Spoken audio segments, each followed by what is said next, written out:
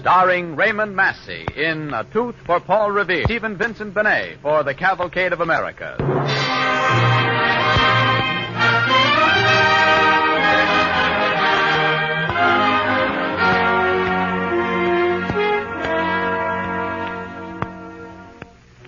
You may think this isn't a true story, but if you do, never mention it over Massachusetts way, because the people around Concord and Lexington and Boston know that it did happen.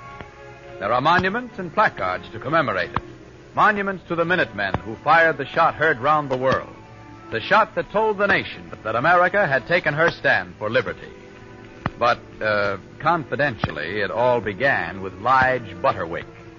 Lige lived on a farm about 8 miles out of Lexington, Massachusetts, and he was a peaceable man. But one morning in April 1775, he woke up with a bad toothache.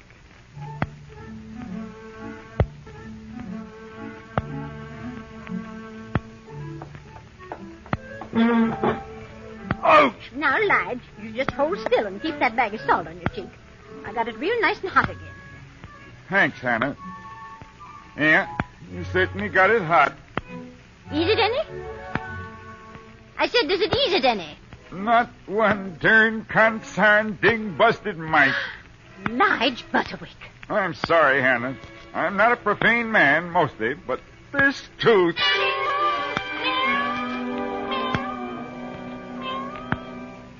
Hannah, take that cat right outside, Hannah. She's meowing and stamping around here like a herd of elephants. Will you take that cat outside?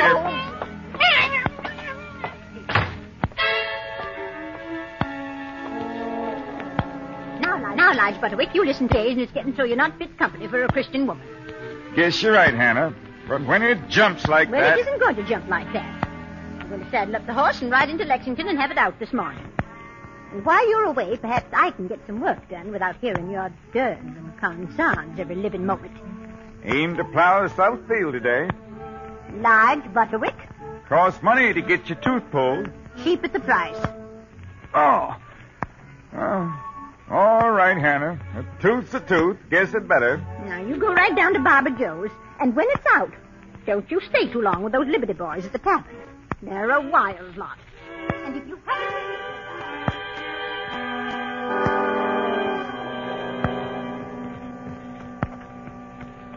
Morning, Lige. Morning, Eben. Going to Lexington? Might be. Law business? Ah, Looks kind of painful. is. Well, Barber Joe can fix it for you, I guess. Say, Lige. Huh? Decided yet about joining the Minutemen? Not yet. Like to have you, Lige. Appreciate it. Ain't decided yet.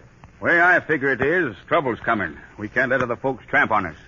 Way I figure it is, nobody's going to tramp on me, but I'm still making up my mind. Yeah. Well, man's got a right to do that. Morning, Eben. Got to be getting on to Barber Joe's. Morning, Lige.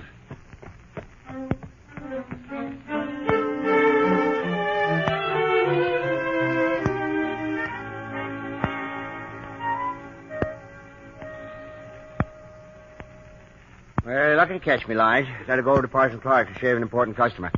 You sit right down in this chair. I'll be with you. Now, open wide. Well, certainly is a tooth. Concern it, I know it's a tooth. Thing is, can you pull her or can't you? That's all I want to know. I can pull her, Lige. Use block and tackle if I have to. She's got long roots and strong roots. She's going to leave an awful gap. Now, what you really need... Oh, it's taking away my business. One of these here artificial teeth to go in that gap.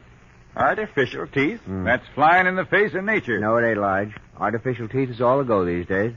Do me good to see you with an artificial tooth. Well, I might do you good, but supposing I did want one. How in Tunket could I get one here in Lexington? You just leave that to me. You have to go to Boston for it, but I know just the man. Name's Revere. They say he's a boss workman. Just take a look at this here prospectus.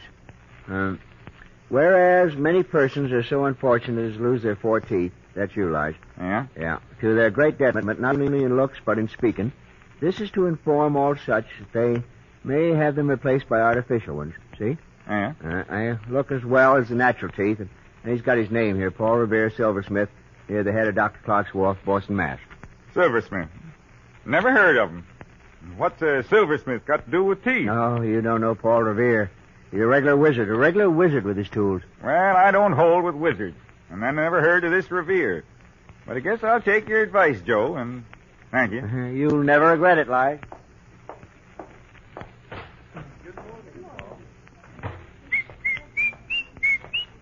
Oh! Oh, I'm sorry, mister. I didn't mean to bump into you. That's all right, youngster, but next time you bump into a man with a toothache, just bump a little easier, will you? What's all the commotion about? Commotion, mister? I said commotion. This used to be a town that tended to its own business. Now it's all stirred up. Why, haven't you heard the great news, mister? It's a secret, of course, but... Come here, son. Excuse me, sir, but I've often told the boy not to talk to strangers. Hard to tell who's friend or enemy these days. I don't remember seeing you in Lexington before. Name's Lige Butterwick. Don't get into town very often. Butterwick, eh? Well, Mr. Butterwick, my advice to you is to go right back where you came from. We're choosy about strangers right now in Lexington. Now, mister, I am a peaceable man and I don't want any quarrels, but nobody's going to tell me what to do and where to go. If I didn't have a toothache and wasn't going to Boston to get Paul Revere to fix Revere. Please, Mr. Butterwick, speak just a little lower. If I'd known you were one of our men, I'd never have spoken as I did. But I've just come from Mr. Hancock and Mr. Adams. They're staying at Parson Clark's. And I didn't see you there. Guess I wasn't there to see. That's right. Don't give anything away. Now, what in tunket? Just because a man wants to get his tooth pulled by a fellow named Revere. That stupid expression of yours, Mr. Butterwick, must be worth a fortune to you as a secret agent. Huh? But I mustn't detain you any longer. I know you want to be off. Just tell Mr. Revere that we all want to see that tooth pulled. Every true son of liberty in Lexington. Well, that's real neighborly of you, but... And no more words. Here, William. Oh, Mr. Butterwick's horse. Godspeed you, Butterwick. Thank you. Huh? Get up. Well, beats me. Wonder what it's all about.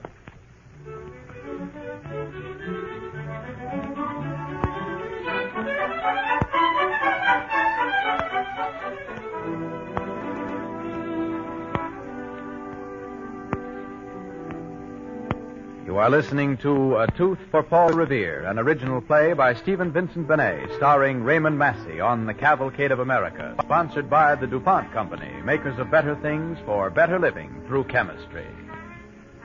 And now, as we return to our story, we find Lige Butterwick in Boston, stopping at a tavern for a bite and a sup before he goes on to see Paul Revere.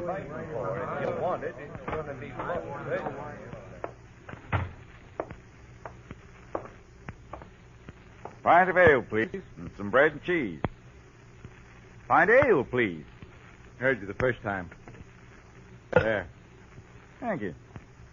Well, here's to Boston. Been in Boston long, stranger? First time in 4 years. Looks kind of changed, if you ask me. Maybe you tell us just how Boston's changed, stranger. Well, that's hard for me to say, but of course there's all these soldiers in the streets. Then there's the ships in the harbor with their guns pointed right at the city. Never seen that before. What's it all about? Ship called Somerset, steer from the road, guns pointed right at the city. Better change your conversation, stranger. That'll be a shilling. You got it? Oh, sure.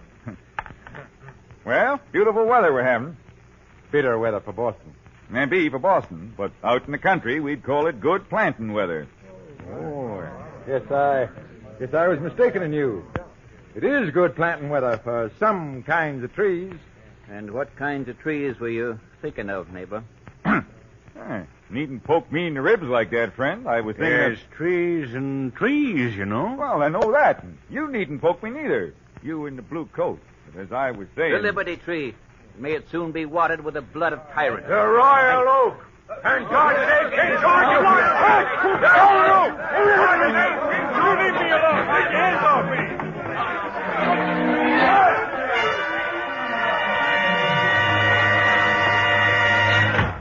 Well, there's half my Sunday coat gone galley west.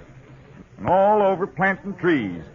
Are all the folks in Boston crazy? Here, friend. Let me help you up. I'm glad to help any man against these Boston rebels.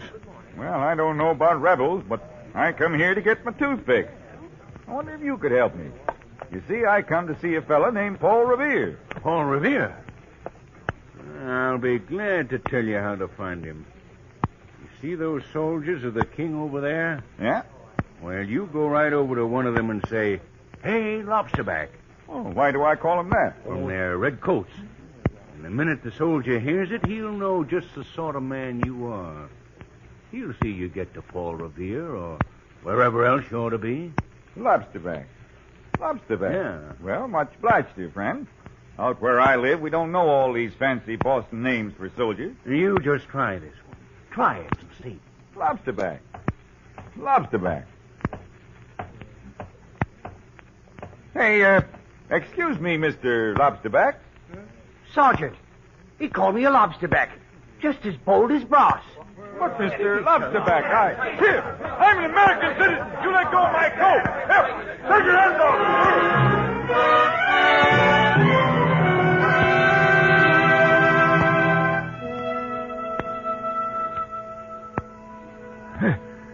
This Clark's Wharf? What's the matter? Can't you read the sign? Why, sure.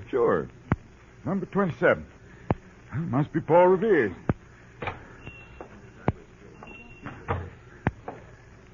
Afternoon, Mr. Revere. Nice shop you got here. But you look kind of young to be... Master Revere's over there, sir. Behind the counter. Excuse me, but my business brooks no delay yet. Oh! Mr. Revere. Yes, Mr. Beckett? Powder. 300 weight for the Sons of Liberty. I'll attend to it. Mr. Revere. Mr. Revere. Master Revere, where is he? I must see him at once. Can't you just hold your horses 1 minute, lady? I was here before. Stand out of my way, my good man. Now, Master Revere, I am so disappointed in you. Oh, I'm sorry for that, madam. But why? That silver service you made me, I wanted the best. I certainly paid for the best. And what have you given me? My best work, madam, was in my hands for 6 months. 6 months, indeed. Why, it looks like something made for the lower classes. I wanted something I could show the governor. But this is as plain as dirt and as simple as a picket fence. Simple and plain. Well, you pay me high compliments, madam. Compliments? I'm sending it back tomorrow. Why, there isn't as much as a coat of arms on the cream jug. I told you I wanted a sugar bowl covered with silver grapes. The service goes back. I'll send to Italy instead. Send away, madam. We're making new things in this country. Silver is clean and plain as the New England hills. And we may make a new nation, too. But as for you, with your coats of arms and your grapes and your lower classes, I chase you out of my shop. I've never been so insulted in my life. Out of my shop.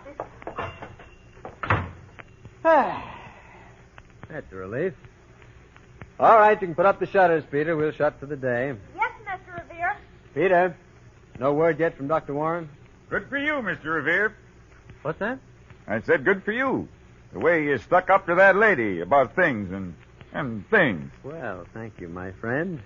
And who in the world are you? Well, that's kind of a long story, Mr. Revere. It is Mr. Revere, ain't it? Mm-hmm. But closing or not, you have to listen to me. The barber told me so. Barber. Barber What Joe. barber? Barber Joe. Oh, Your what? my tooth. Went into Lexington this morning with a splitting toothache. Lexington. Quick, man, you were there this morning? That's just what I'm telling you. When I went into Barber Joe's, I said to him, Joe, I said... Man, don't waste your words. There's a revolution boiling in this country. Were Hancock and Adams still at Parson Clark? Would you mind just saying those names again? Good heavens, is there a man in the American colonies who doesn't know John Hancock and Sam Adams? Well, there seems to be me. But now, come to think of it. Yeah? There was 2 strangers staying at the parsonage. Hancock and Adams still there. The British ready to march. They must be warned. Did you see many soldiers as you came to my shop, Mr. Butterwick? See them? They chased me into a tire barrel. And there was a whole passel of them up by the common. Looked as if they meant business. They do mean business. Mr. Butterwick, you may not know it, but you have done the colonies an invaluable service. Hancock and Adams shall be warned. Well, that's very nice, Mr. Revere, but what about my tooth? Oh, well, you're a stubborn man, Mr. Butterwick. But all the better. I like stubborn men. We're going to need them in America. And as you've helped me, I'll do my best to help you. Now, I've made artificial teeth, but pulling them is hardly my trade. Still, just open wide for a moment. All right. Oh.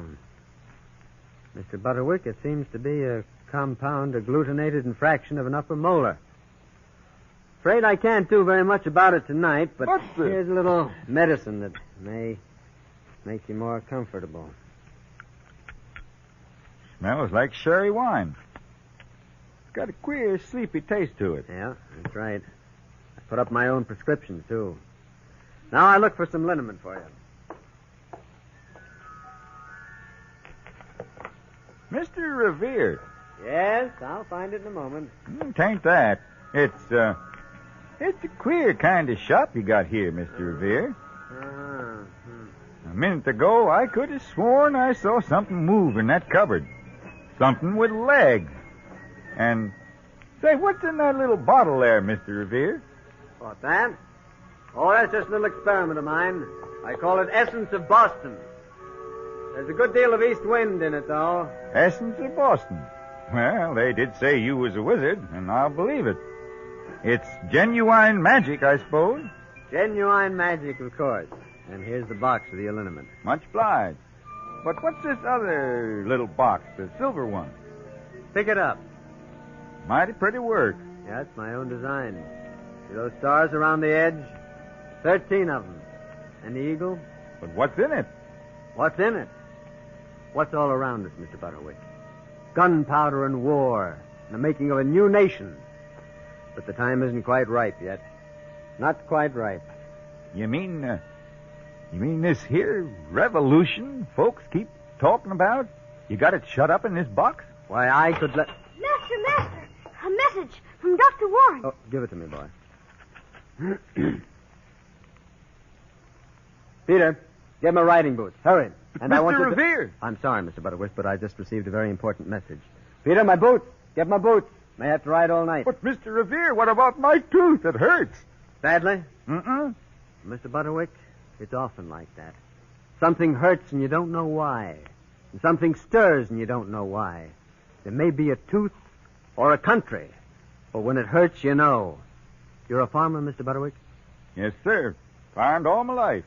Aim to be a peaceable man. Uh-huh. And there are so many of you. So many who wanted to be peaceable. And yet, it isn't till you waken that a country wakens. You understand me, Mr. Butterwick? Takes me a little time, but I'm starting to. Yeah, I'm starting to. All right, then you take this box, Mr. Butterwick. Here, hold it in your hand. Now, I'll have to leave you, but you can stay here till you feel that you have to go. Bring the box to me when you feel like it. I'm trusting it to you. To your sanity and common sense in the way you feel about your neighbors. My boots, Peter. My riding boots.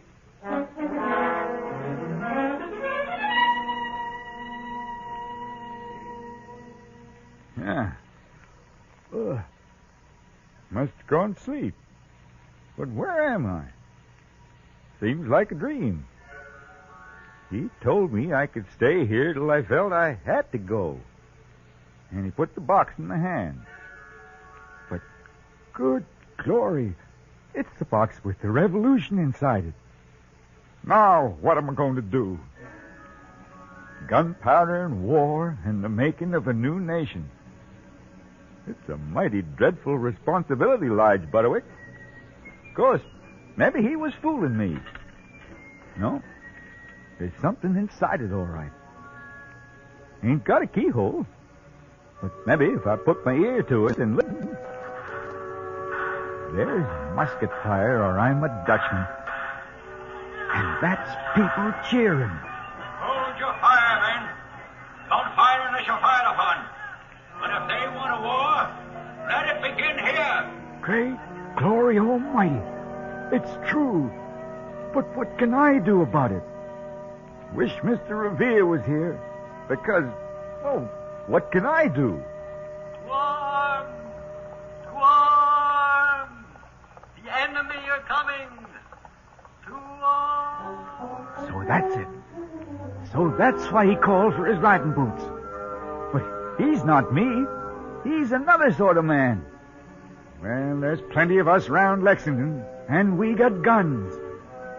But I never aimed to fight and die. I just aimed to farm.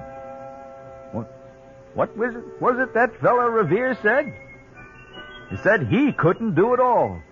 Said wasn't till folks like me waked up that a country wakens. Yeah, that's what he said, and it means something. I'm a peaceable man, but to chase me into a tar barrel shouldn't do things like that to a man. Why, I'm not a Britisher nor even a colonist. I'm a New Englander. And maybe there's something beyond that, something that Hancock and Adams knows about. And if it has to come with a revolution, well, I guess it has to come. We got to start being Americans sometime in this country. To build a new country and build it clean and plain. Where's Paul Revere? I got to find Paul Revere.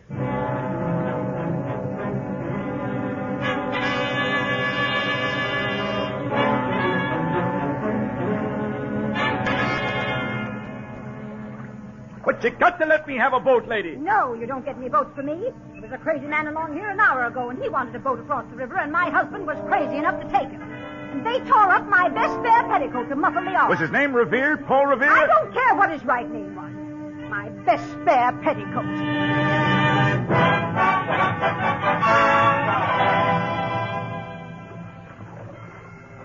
Keep your head down. Passing the British fleet. If I hadn't seen the color of your money, I'd turn back. I don't think you'd try that, friend. What's that light over there? Light in the Old North Church.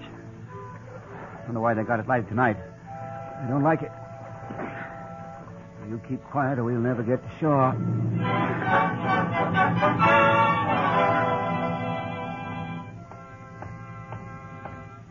This Charleston? What you expect it to be? New Orleans?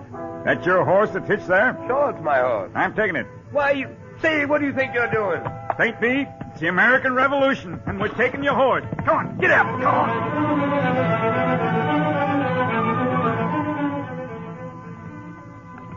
Boy. Hey there. You in the window. Has Paul Revere been by here? What's that? Has a man been by here? A man and a horse named Paul Revere. Well, there was some crazy galoot come through here on a horse about an hour ago, yelling and waking folks up. But I'm so deaf, I didn't hear a word he said.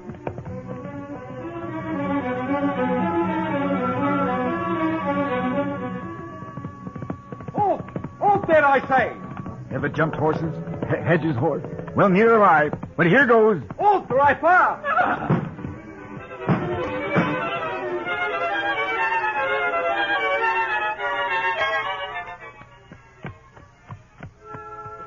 Boy. Well, dawn's up anyhow. Only where are we? Hey, miss. Yes, sir? How far am I out of Lexington? Well, just about a mile by the side road. But don't you want to stop at the house? Your horse looks tired to death, and... There's blood on your coat. Got no time to stop. Got the American Revolution with me.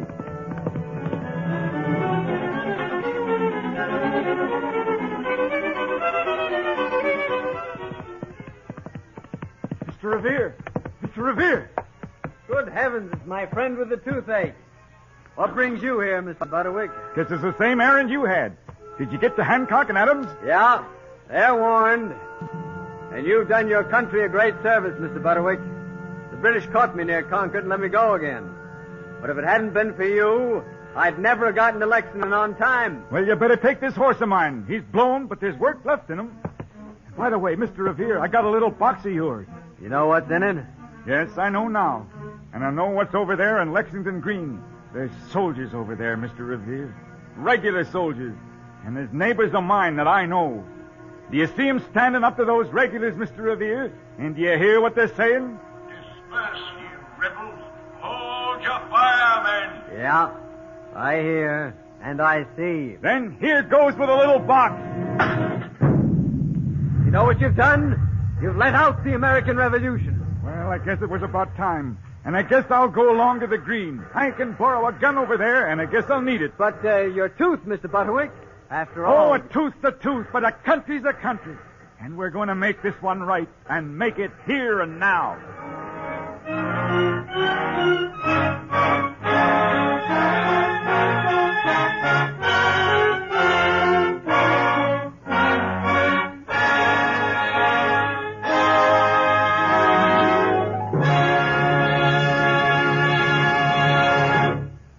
a few moments, we will hear again from our Raymond Massey.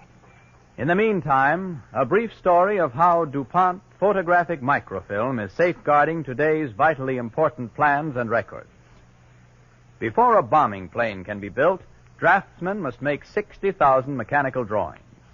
30 tons of blueprints must be made before the building of a battleship is completed. In the Library of Congress are copies of nearly 10 million books. In the public and private archives of the nation is stored the recorded knowledge on which the cultural and industrial life of the nation is based. If enemy bombs should destroy these priceless records, how would we duplicate them? A bombed building can be built up again, but ideas, designs, patents, formulae, masterpieces of architecture may be lost to us forever. Today, invaluable records of this sort are photographed on microfilm.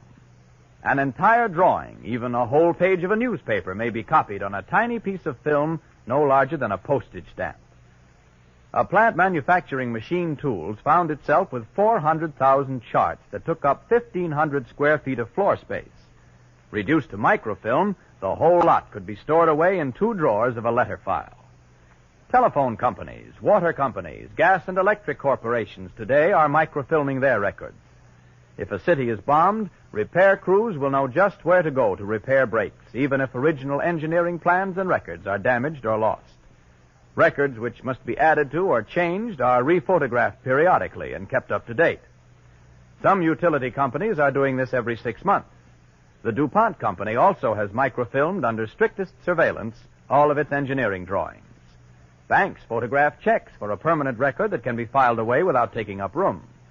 Letters written by soldiers abroad are microfilmed, so that a single airplane bound for home can carry the equivalent of tons of mail. The Army and Navy are making other uses of the film that can't be told until the war is over. Newspapers from 37 countries are now available through Harvard's microfilm service.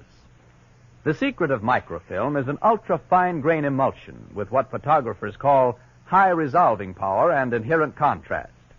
That is, it can record extremely fine detail. So fine that in reducing a drawing to the size of a pinhead, 1/900th of the original area, and then enlarging it, all of the essential detail is preserved. Furthermore, this film has a tough surface that reduces the possibility of scratches and lengthens its life. Made by DuPont, it is called DuPont Safety Microcopy. Microcopy film is a DuPont contribution to better things for better living through chemistry. Ladies and gentlemen, here is our star, Raymond Massey.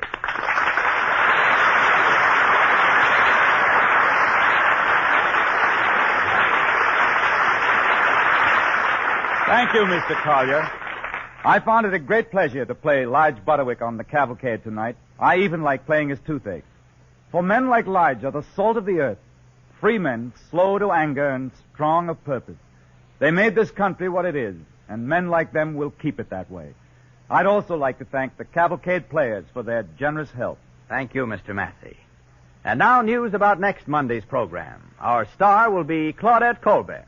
Our play, Remember the Day, a play full of tenderness and meaning about a school teacher who helped mold the life of a great American. It is adapted from 20th Century Fox's motion picture of the same name.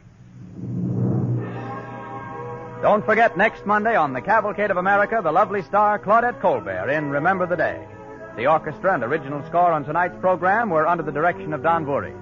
DuPont is happy to announce that Raymond Massey is now to be seen in Cecil B. DeMille's production Reap the Wild Wind. On the Cavalcade of America, your announcer is Clayton Collier, sending best wishes from DuPont.